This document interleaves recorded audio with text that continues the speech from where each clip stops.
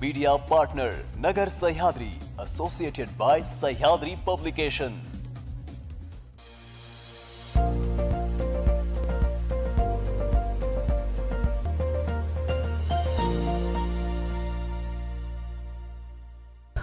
प्रेक्षक नमस्कार. श्रीगोंदा विधानसभा मतदारसंघ, खरं तर या विधानसभा मतदारसंघाच्या उमेदवारीचं नाट्य हे राज्यभर गाजलं आणि महाविकास आघाडीची उमेदवारी मिळवण्यासाठी जे जे काही घडलं ते आपण याआधी देखील मांडलेलं आहे आणि त्यानंतर त्याचे पडसाद देखील संपूर्ण राज्यभरात महाविकास आघाडीच्या जागा वाटपाच्या नाट्यामध्ये उमटलेले दिसले. महाविकास आघाडीकडे अथक प्रयत्न करून देखील उमेदवारी न मिळालेले आणि सध्या श्रीगोंद्यातून अपक्ष उमेदवारी करत असलेले माजी आमदार राहुलजी जगताप आज आपल्या सोबत जोडलेले आहेत. जगताप साहेब नमस्कार. खरं तर महाविकास आघाडीकडून तुम्हाला उमेदवारी अपेक्षित होती. माजी आमदार म्हणून तुम्ही श्रीगोंदा तालुक्यात काम केलेलं आहे आणि एक मोठा जनसंग्रह आपल्या सोबत आहे, कार्यकर्त्यांचा संच आपल्या सोबत आहे, विविध संस्था तुमच्या सोबत आहेत. असं असतानाही या मेरिटवरच खरं तर तुम्हाला आदरणीय तुमचे नेते शरदचंद्रजी पवार साहेबांनी शब्द दिला होता उमेदवारीचा आणि उमेदवारी गृहीत धरून तुम्ही तयारीला लागलेला होता आणि शेवटच्या क्षणी तुम्हाला महाविकास आघाडीची उमेदवारी नाकारली. ही नाकारण्याचं कारण काय? मग पवार साहेबांनी तुमच्यासाठी प्रयत्न केले नाहीत का? आणि जर प्रयत्न केले असतील तर ज्यांना उमेदवारी मिळाली त्यांचे प्रयत्न जास्त चांगले इफेक्टिव्ह झाले का? तालुक्यातील जनतेला थोडक्यात आपण याबद्दल काय सांगा? असे साहेब की महाविकास आघाडीची जी उमेदवारी ही 100% माझी निश्चित होती. मला आदरणीय साहेब असतील, जयंत पाटील साहेब असतील, सुप्रियाताई असतील, अगदी जिल्हाध्यक्ष फाळके तात्यांपासून खासदार लंके साहेब, या सगळ्यांनी मला सांगितलं होतं की तुझी उमेदवारी निश्चित आहे. शेवटच्या मिनिटापर्यंत आदरणीय साहेबांपासून हे सगळ्यांनी मला उमेदवारी मिळवून देण्यासाठी अथक प्रयत्न केलेले मी स्वतः त्या ठिकाणी पाहिले. म्हणजे मी हे अजिबात नाकारू शकत नाही. अगदी शेवटच्या मिनिटापर्यंत साहेब संजय राऊत साहेबांना विनंती करत होते की तुम्ही श्रीगोंद्याची जागेचा विषय सोडा, पण राऊत साहेबांनी त्यांना स्पष्ट सांगितलं की श्रीगोंद्याची जागा जर तुम्हाला लागत असेल तर आम्ही या ठिकाणी महाविकास आघाडीतून बाजूला निघू, आम्ही ही जागा सोडणार नाही. त्याच्यामुळे मी असं म्हणू शकत नाही की साहेबांनी प्रयत्न केले नाही. साहेबांनी एकदम शेवटच्या टोकाचे प्रयत्न केले. कुठेतरी महाविकास आघाडी ही वेगळी होऊ नये म्हणून त्या ठिकाणी साहेबांचा नाईलाज झाला आणि मला आज अपक्ष उमेदवारी करावी लागते. खरं तर ज्या पद्धतीने शिवसेनेच्या नेत्यांनी 15 खोके देऊन ह्या जागेचा सौदा केला, तर हे कुठेतरी तुम्हाला सांगतो म्हणजे ही जी गोष्ट आहे ही एक नैतिकतेच्या राजकारणाला आणि निष्ठेच्या राजकारणाला एकदम घातक आहे. मी प्रामाणिकपणाने जसं मी आमदार झालो तसं आदरणीय साहेबांच्या विचाराला धरून मी काम करतोय, प्रामाणिक काम करण्याचा प्रयत्न केला. मला खरं तर एवढे ज्यावेळेस एका राष्ट्रवादीच्या 2 राष्ट्रवादी झाल्या त्यावेळेस अजितदादांकडून खूप सगळ्या मला ऑफर होत्या. NCDCचे पैसे मला कारखान्याला मिळत होते. माझी अडचण असताना सुद्धा मी आदरणीय साहेबांच्या बरोबर थांबण्याचा. खरं तर मी तुम्हाला थांबवतोय. NCDCचा विषय 138 काहीतरी कोटी रुपयांचा तो विषय होता आणि इतकी चांगली ऑफर तुम्हाला आलेली होती. एक तर ते कारखान्याचा विषय आर्थिकदृष्ट्या मार्गी लागला असता, उत्पादक शेतकरी जे आहेत, कामगार आहेत, यांचे सगळेच प्रश्न त्यातून मिटले असते आणि तुम्ही आमदार म्हणून एकदा टर्म तुमची झालेली आहे आणि असं असताना 138 कोटी मिळत असताना तुम्ही ऑफर नाकारली का? हा तर खरं मोठा प्रश्न आहे. असंही साहेब की आदरणीय साहेबांच्या बद्दल असणारं प्रेम आणि त्यांच्या बरोबर असणारी निष्ठा, या निष्ठेने खरं तर मला इथे थांबवलं. आमचे वडील आदरणीय तात्या म्हणजे ज्यावेळेस लास्ट मुवमेंटवर ज्यावेळेस त्यांचं हे चालू होतं हॉस्पिटलमध्ये असताना त्यावेळेस मला त्यांनी सांगितलं होतं की एक वैचारिक विचार जपण्याचं काम कर. तुझ्या सार्वजनिक जीवनामध्ये एखादी गोष्ट तुला मिळन म्हणून तू तुझे वैचारिक विचार कधी सोडू नको, तुझा स्वाभिमान कधी सोडू नको, कधी लाचारी पत्करू नको.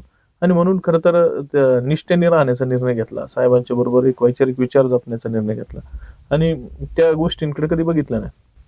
आमदार म्हणून काम करताना 5 वर्षामध्ये जी काही कामं केली, खरं तर त्यावेळी विरोधी भागावरचे आमदार होता, सत्तेतले आमदार नव्हता आणि तरीही त्या माध्यमातून जी काही कामं केली त्यातली काही ठराविक कामं आपल्याला सांगता येतील का जी आजही लोकांच्या नजरेत आहेत, आठवणीत आहेत? आजही मतदारसंघात फिरत असताना मला मोठं काम जे करता आलं साहेब तर ते बंधाऱ्यांची कामं माझी खूप मोठ्या प्रमाणात त्या ठिकाणी झाले.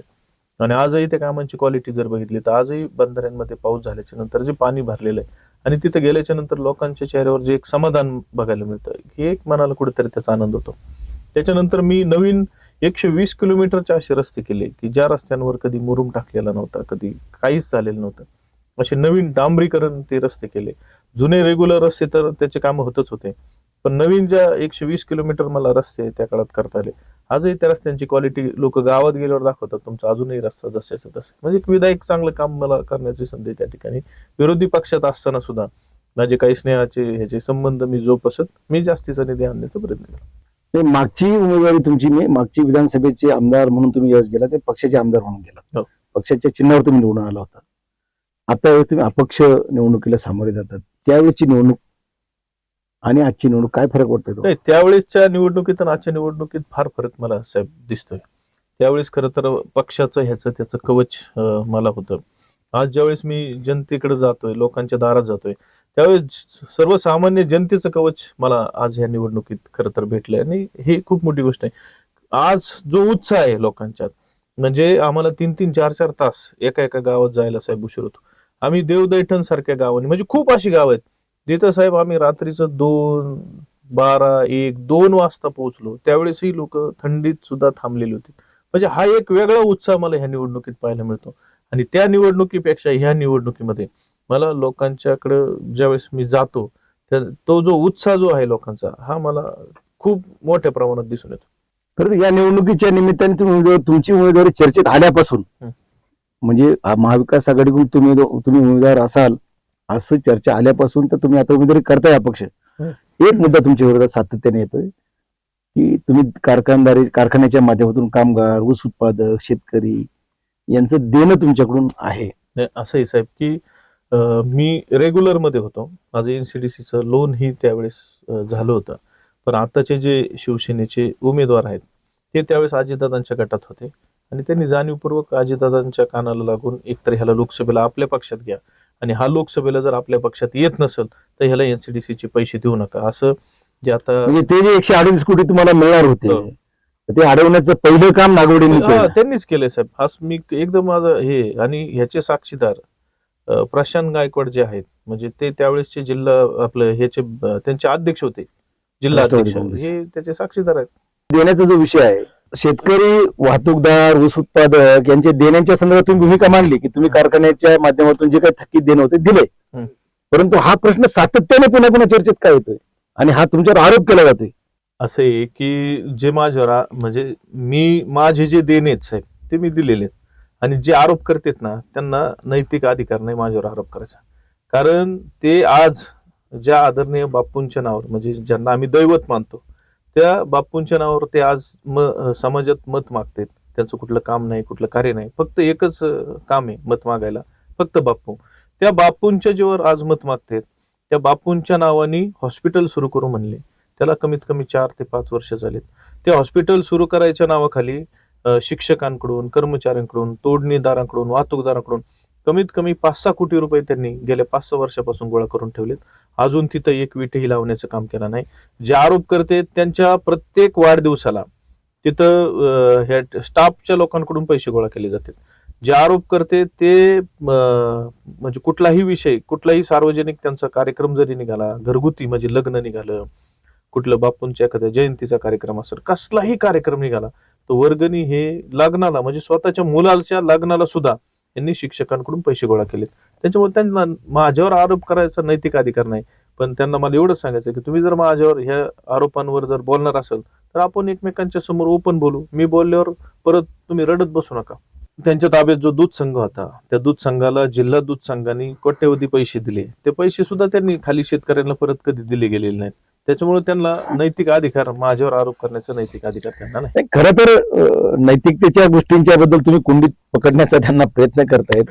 दुसरा मुद्दा त्यांच्याकडून सातत्याने तुमच्याबद्दल बोलला जातोय की तुमच्या प्रचार पत्रक जे आहे, प्रचाराची यंत्र जी साहित्य आहे, तर त्याच्यावर तुम्ही बापूंचा फोटो लावताय, तात्यांचा फोटो लावताय, ते ठीक आहे, परंतु बापूंचा फोटो लावताय, पवार साहेबांचा फोटो लावताय, त्याच्यावर त्यांचा आक्षेप आहे. त्यांना समोर ठेवून तुम्ही मतं मागताय. खरं तर त्यांचं ऑब्जेक्शन आहे, बापूंचा फोटो मी का लावतो. मी साहेब अतिशय जबाबदारीने बोलणारा कार्यकर्ता आहे मी तुम्हाला सांगतो, बापू जर आज आहेत असते ना, तर ह्यांचे हे जे पक्ष बदलण्याच्या ज्या प्रक्रिया आहे, म्हणजे भारतीय जनता पार्टी, काँग्रेस, अजितदादा गट, शिवसेना, ही ह्यांचा एवढा पक्ष बदल हा बापू हयात असताना जर झाला असताना, तर तुम्हाला एकदम जबाबदारीने सांगतो, बापूंनी ह्यांना पहिलं घराच्या बाहेर काढलं असतं आणि बापू आज मी अपक्ष म्हणून माझ्या बरोबर खंबीर उभं राहिले असते. तुम्ही बापूंचे जेवढे जुने सहकारी आहेत, तुम्ही ह्यांच्याकडे कोणाकडेही कधीही चौकशी करा. ह्या सगळ्या मंडळींनी सुद्धा मला हेच सांगितलं की बापू असते ना, तर बापूंनी राजूदादांचा किंवा वहिनींचा कधी प्रचार केला नसता. त्यांना खरं तर मी नेहमी सांगतो आणि हे उद्याही सांगणार, आजही सांगणार, की नागोडे कुटुंब हे आदरणीय बापूंच्या संपत्तीचं वारसदार आहे, पण राहुल जगताप बापूंच्या विचाराचा वारसदार आहे, हे मी ठणकून सांगतो कधी पण. आणि खरा अधिकार आणि खरं तर बापूंचा फोटो हा मी 2011-12 पासून मी बापूंचा फोटो लावतो. जसं मी राजकारणात आलो त्यावेळेस पासून मी काय आज बापूंचा फोटो लावत नाही. माझ्या प्रत्येक ऑफिसला बापूंचा फोटो आहे, माझ्या प्रत्येक जाहिरातीवर बापूंचा फोटो आहे. आणि खरा अधिकार मला आहे. अधिकार बापूंचा फोटो लावायचा त्यांना अधिकार नाही. आज मतांची त्यांना गरज आहे म्हणून त्यांना बापू आठवले. आणि ह्या विषयावर जर मी अजून जास्त साहेब जर खोलात जाऊन बोललो तर त्यांना निवडणुकीच्या निमित्तानं मैदानात खुलं फिरता यायचं नाही आणि त्याची साक्ष मी थेट दीपक शेटकडून काढली. तुमच्या समोर उमेदवार कोण आहे त्याच्यापेक्षा एक महिला उमेदवार आहे आणि त्यांना जिल्हा परिषद पंचायत समितीच्या कामाचा अनुभव आहे. खरं तर तालुक्याच्या राजकारणात काही काळ नागवडे आणि तुम्ही एकत्रित काम पण केलेलं आहे, परंतु आज तुमचे ते प्रतिस्पर्धी उमेदवार आहेत. या महिला उमेदवाराकडे प्रतिस्पर्धी उमेदवार म्हणून तुम्ही कसं बघता?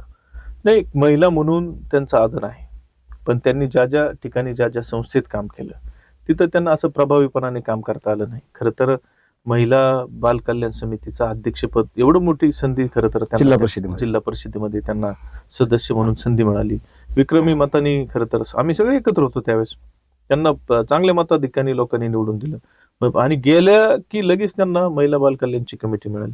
मग एवढी मोठी कमिटीची संधी मिळाल्याच्या नंतर जे प्रभावी काम त्यांच्या माध्यमातून व्हायला पाहिजे होतं ते झालं नाही. कुठेही कसलाही शासकीय फायदा हा त्यांच्या माध्यमातून त्या 5 वर्षाच्या काळात एकही रस्ता असेल, बंदर असेल, काहीही त्या जिल्हा परिषद गटातल्या लोकांना भेटलं नाही. मात्र त्यांच्याकडून म्हणजे जे कामाची अपेक्षा होती ही पूर्ण नाही झाली. पण एक गोष्ट मात्र नक्की जिल्ह्यांनी पाहिली, म्हणजे मी म्हणत नाही, संपूर्ण जिल्ह्यांनी पाहिलं.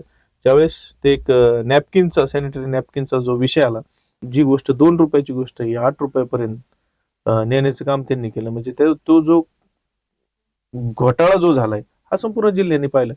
ती जी वस्तू होती ती खरं तर महिलांसाठी होती. मध्यंतरी लाडक्या बहीणचा फार गवगवा ह्यांनी केला. मग लाडकी बहीणचा गवगवा करत असताना ह्या एक महिला म्हणून, एक सक्षम महिला म्हणून ते सांगतात मी तिथं काम करत होते. सक्षम महिलेनी दुसऱ्या महिलेसाठी जी लागणारी गोष्ट आहे त्याच्यात अशा पद्धतीने भ्रष्टाचार करतील असं अपेक्षित नव्हतं. दुसरा उमेदवार विक्रम पाचपती तुमच्या समोर, त्याच्याबद्दल काय बोलत? नाही, असं आहे की जसं विक्रमसिंह पाचपुते म्हणजे हे पावसाळ्यात जसं पाऊस पडतो साहेब आणि अचानक ते भुईछत्र उगवून येतं, तसे उगवणारे हे नेते. निवडणूक लागली, लोकसभेची निवडणुकीची प्रोसेस सुरू झाली की 15 दिवस आधी ते लोकांना दिसायला सुरुवात होतात आणि विधानसभेची निवडणूक संपली की ते असे गायब होतात की मोबाईल नंबर सुद्धा. उद्या निवडणूक संपल्यानंतर ते गायब होणार साहेब. ते त्यांना हे कल्चर चालत नाही साहेब. त्यांना कोणाचा दहावा, कोणाचं लग्न, कोणाचा अंत्यविधी, कोणाच्या सुखदुःखाचा कार्यक्रम, सार्वजनिक कुठलाही मुद्दा त्यांनी आज तागायत एवढ्या 15 वर्ष झाली ते राजकारणात सक्रिय सांगतात, कुठलाही सार्वजनिक मुद्दा त्यांनी आजपर्यंत सोडवला नाही. कुठलं एक आंदोलन ह्या 15 वर्षात ते सत्तेतही होते, 5 वर्ष सत्तेच्या बाहेरही होते, कुठलाही एखाद्या मुद्द्यावर त्यांनी आंदोलन केले का तुम्ही बघा.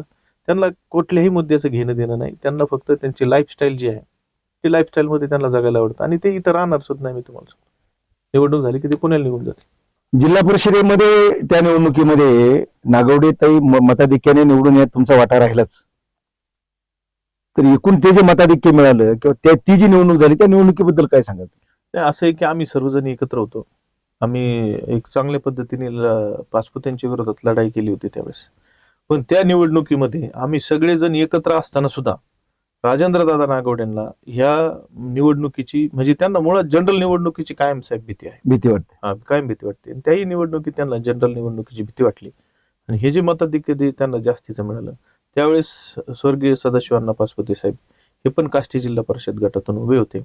मग पाचपुते म्हणजे राजेंद्र दादा नागोडे आणि सदाशिव पाचपुते यांची पुण्यात मीटिंग झाली. या दोघांचं फिक्सिंग झालं. इकडं शिंदे नावाचे देवयानीताई शिंदे नावाच्या कॅन्डिडेट यांना तयारी करायला लावली आदरणीय बबनदादांनी. ते गेले वर्षभरापासून त्यांनी त्या मतदारसंघात घरनं घर फिरून काढलं आणि ऐनवेळी ह्या दोघांची फिक्सिंग झाली. नागोडेंनी सदाशिव अण्णांना तिकडे बाय दिला आणि सदाशिव अण्णांनी इकडे ह्यांना बाय दिला. ऐनवेळी उमेदवारी बदलली आणि हे खरं तर आमची पण त्याच्यात नागोडेंनी फसवणूकच केली आणि पाचपुते नागोडेंची सेटिंग आहे हे खरं तर आम्हाला त्या निवडणुकीपासून लक्षात आलं आणि म्हणून त्यांना मताधिक्य जास्त मिळालं. पाणी प्रश्न हा श्रीगोंद्यात खरं तर सातत्याने प्रत्येक निवडणुकीत घोड कुकडीचं पाणी, विसापूरचं आवर्तन असे अनेक प्रश्न चर्चेत येतात. आता सध्या या निवडणुकीमध्ये जे प्रमुख 3 उमेदवार आहेत तर त्यापैकी दोघांच्याकडून समोरचे 2 उमेदवार नागोडे आणि पाचपुते यांच्याकडून पाणी प्रश्नाबाबत चर्चा होते. मग या पाणी प्रश्नाबाबत चर्चा होताना हेड टेल असे शब्द येत आहेत. एकूण पाणी प्रश्नाचा अभ्यास आहे या उमेदवारांचा असं वाटतं? नाही, असंही साहेब, पाणी प्रश्नाचा जर ह्यांचा अभ्यास असताना तर 30-30, 25-25 वर्ष हा प्रश्न असं खेळतच पडलाच नसता. 35 वर्ष ते सांगतात आम्ही आमदार होतो. 35 वर्षापासून ते आमदार आहेत साहेब. ते वन मंत्री होते. त्या काळात त्यांनी घोडच्या लाईनिंगचं कामाचे टेंडर केले साहेब आणि त्याच्यात इतकं कमिशन त्या ठेकेदाराकडून खाल्लं की त्यांनी ते सगळी लाईन उकरल्याच्या नंतर ह्यांनी कमिशनची डिमांड इतकी वाढली त्यांची, त्याच्यामुळं ते काम आज तागायत, म्हणजे कितीतरी त्याला 10-15 वर्ष झाले असेल, आज तागायत ते काम तसंच आहे. त्याच्यामुळं लिकेजचं पाणी खूप जास्त प्रमाणात त्या ठिकाणी वाहून जाते आणि त्याच्यामुळं घोडचं जे पाण्याचं रोटेशन आहे की तिथेही ते पाणी कमी पडतंय लोकांना. आणि या दोघांचा हेड टेल काही सांगता यायचं नाही ह्यांना चारे सुद्धा सांगता यायचे नाहीत. आणि ह्या दोघांनी पण एवढ्या शेतकऱ्यांना पाणी कमी पडलं, इतक्या वेळा शेतकऱ्यांना पाण्याचा त्रास झाला, एकही दिवस रस्त्यावर उतरून ह्यांनी संघर्ष केला नाही, ना त्या कुकडीच्या ऑफिसला येऊन कधी शेतकऱ्यांसाठी प्रश्नासाठी भांडलेले सुद्धा नाही. खरं तर घोड आणि कुकडीचा प्रश्न श्रीगोंदा तालुक्यात जिरायती ठेवायचा की बागायती ठेवायचा हे पाचपुते कुटुंबाला कळतं असा दावा विक्रम पाचपुते करतायत. इतका त्यांचा अभ्यास त्याच्यात आहे आणि म्हणून या तालुक्याच्या पाणी प्रश्नासाठी पाचपुतेच हवीत असं तालुक्यातल्या जनतेचं मत आहे, असं दावा त्यांच्याकडून केला जातो. काय मत आहे? त्यांना बहुतेक लक्षात नसेल की हे जे प्रश्न आहेत हे काय आज तयार झालेले नाहीत. हे गेले 15-20 वर्षापासून हे प्रश्न तसेच आहेत आणि एवढ्या दिवस हे यांच्याच ताब्यात मंत्रीपद होती, सत्ता होती. बहुतेक विक्रमसिंह पाचपुते विसरले असेल की त्यांचे वडीलच मंत्री होते, त्यांचे वडीलच आमदार होते. हे प्रश्न सुटलेले नाहीत. ज्या आमच्या नदीपट्ट्यामध्ये 12ही महिने पाणी होतं, तिथं कायम ऊस असायचा. आज त्या नदीपट्ट्यामध्ये जो ऊसाचं जे 100% ऊसाचं प्रमाण असायचं ते प्रमाण आज त्या नदीपट्ट्यात 50%वर आले आणि तिथं 50% लोक आता कपाशी घ्यायला लागलेत. मग 50% कपाशीवर लोक का आले? पाणी कमी पडायला लागलं म्हणून आलं. आणि मग तुमचीच कारकीर्द होती ना इतके दिवस, तुम्हीच आमदार होता, तुम्हीच मंत्री होतात, मग प्रश्न सोडले म्हणतात, मग लोकांना पाणी कसं काय कमी पडतंय? कुठलाही प्रश्न सुटलेला नाही आणि ना ह्यांना प्रश्नाचं काही सांगता यायचं. ह्यांना श्रीगोंदा तालुक्यात जिथून चारी चालू होती ना, तालुक्यातून जिथं म्हणजे पारनेर संपलं, त्या चारीचा नंबर आणि कर्जतच्या शेवटच्या चारीचा नंबर सुद्धा सांगता यायचा नाही मी तुम्हाला. तुमची उमेदवारी ही पायात पाय घालण्यासाठी झालेली आहे असा आरोप नागोडेंच्याकडून केला जातो. आता म्हणजे हा तर एकदम हास्यास्पद आरोप आहे. खरं तर आपण जर बघितलं की मागच्या विधानसभेच्या निवडणुकीपासून पाचपुते आणि नागोडे कुटुंब हे दोन्ही एकत्र राजकारण करत आहेत. म्हणजे आपण जर बघितलं तो फोटो सुद्धा माझ्याकडे आहे. बिनशर्त पाठिंबा राजेंद्र नागोडेंनी सिद्धटेकला जाऊन देवेंद्र फडणवीस साहेबांच्या पाया पडून दिला.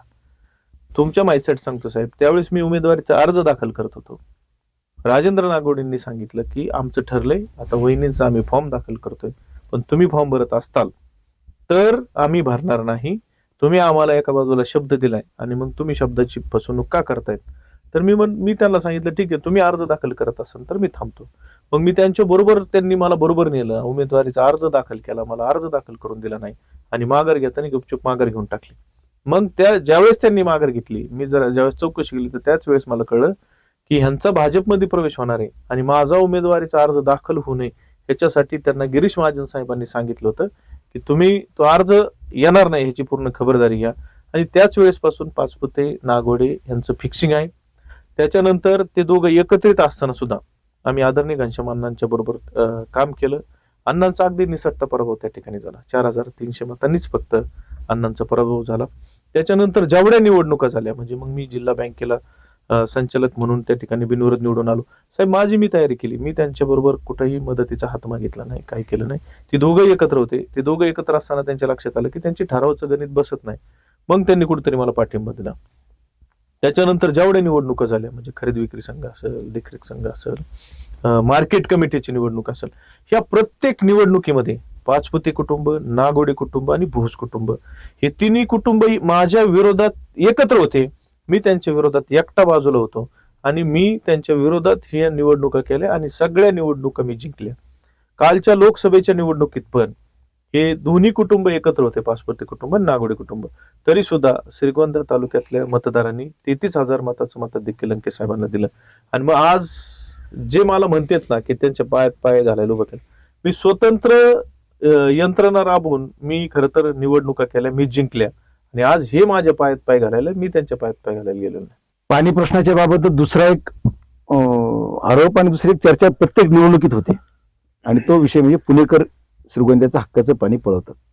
बबनराव पाचपुते आणि विक्रम पाचपुतेंचं म्हणणं असं आहे की हा प्रश्न पाचपुतेच निकाली काढू शकतो. असे पुणेकर म्हणजे ते डायरेक्ट वळसे पाटील साहेबांवर आरोप करतात. वळसे पाटील साहेबांनी आमचं पाणी अडवले आणि ते पाणी फक्त बबनदादाच हे करू शकतात. मग ज्या वळसे पाटलांवर बबनदादा आरोप करतात, त्या वळसे पाटील साहेबांच्या मांडीला मांडी लावून 10 वर्ष मंत्रीपद ज्यावेळेस हे भोगत होते, मग त्यावेळेस काय मुग गिळून गप्प बसले होते का? आज तुम्ही आज बोलायला लागले तर आजही वळसे पाटील आणि ते एकाच महायुतीचे उमेदवार आहेत. आज ते सांगा वळसे पाटील चुकीचे, देवेंद्र फडणवीस साहेबांना त्यांनी बोलावं की त्यांनी वक्तव्य केले नाही.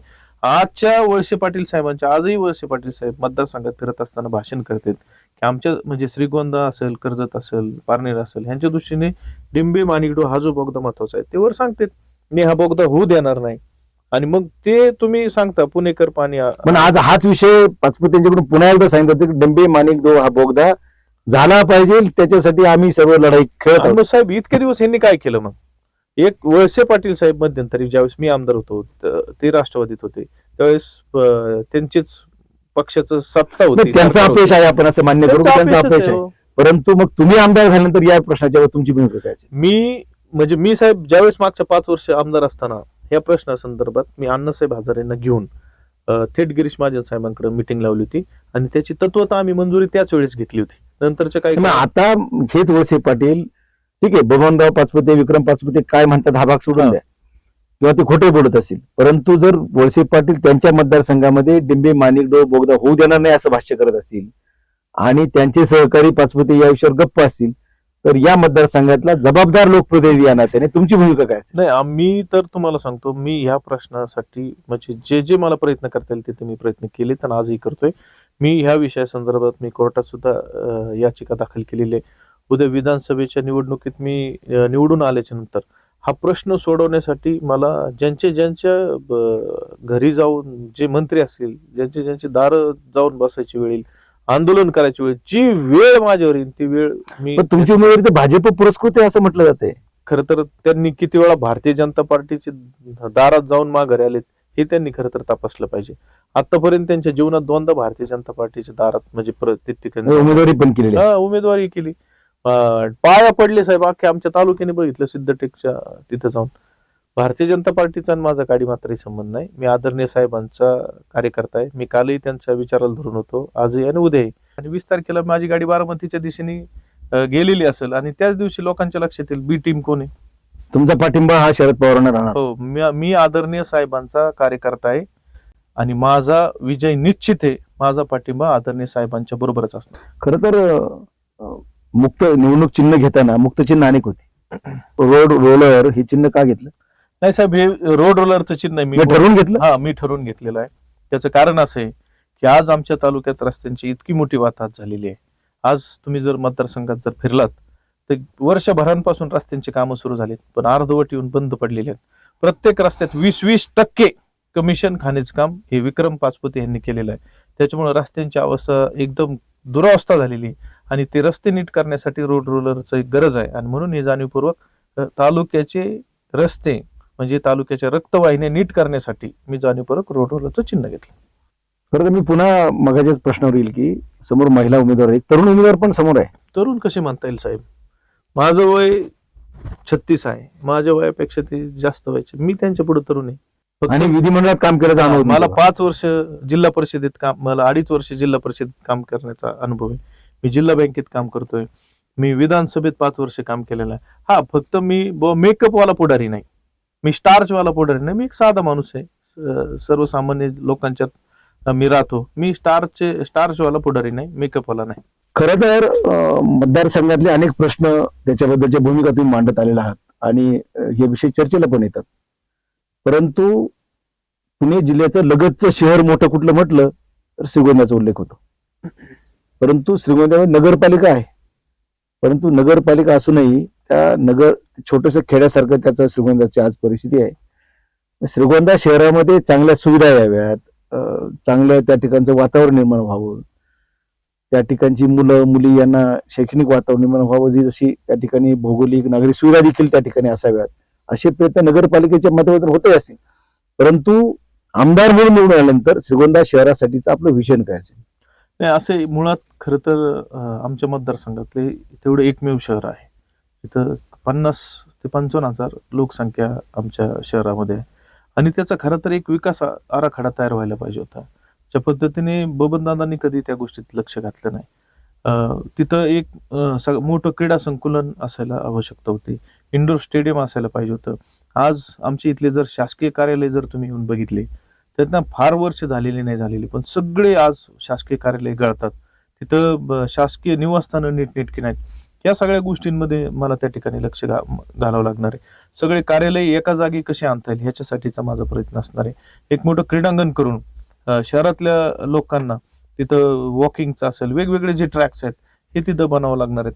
इंडोर स्टेडियमची खूप मोठी गरज आमच्या शहरातल्या शहरवासियांना आहे. आणि सगळ्यात महत्वाचं साहेब, की जर आमचे ज्येष्ठ नागरिक असतील, आमचे माता भगिनी असतील, यांना कुठेतरी थोडा वेळ घालवायला, कुठेतरी फिरायला जायचं झालं तर तिथं कसल्याही प्रकारचं ऑप्शन नाही. तिथे एक चांगलं गार्डन म्हणा, एखादा पार्क म्हणा, हे करणं गरजेचं आहे. त्याचबरोबर शहराच्या लगत सरस्वती नदी आमची त्या ठिकाणी आहे. त्या नदी आपण जर पाहिली तर सगळी घाण त्या नदीत सोडली गेलेली. तिचं खरं तर एक इन्फ्रास्ट्रक्चर त्या नदीचं व्यवस्थित बनून तिथं घाण होणार नाही याच्यासाठी एक चांगला एक प्रयत्न त्या ठिकाणी करावा लागणार आहे. खरं तर या निवडणुकीच्या पार्श्वभूमीवर विजयाचा दावा तुमच्याकडून केला जाते, तुमच्या समर्थकांच्याकडून सुद्धा केला जातो.